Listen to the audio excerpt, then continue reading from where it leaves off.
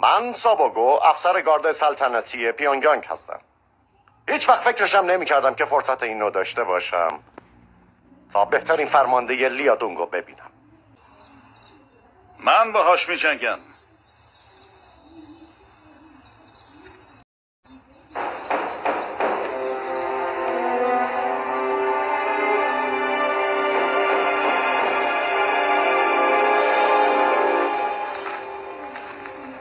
اصلا تو میدونی ما داریم اینجا چی کار میکنیم؟ شما دارین مبارزانو برای مسابقه رزمی انتخاب میکنین. درسته. و تو یک خدمتکار ساده ای. من شنیدم که اون مردم مثل من یک خدمتکار بوده. ای مردی که ما هر دومون هیچ آموزش نظامی ندیدیم. مثل هم هستیم. این فرصت رو آگزادال هستم قربان. چه در نیزه چه در شمشیرزنی هیچ کس نمیتونه باهاش رقابت کنه. یه برق خاصی تو چشماته.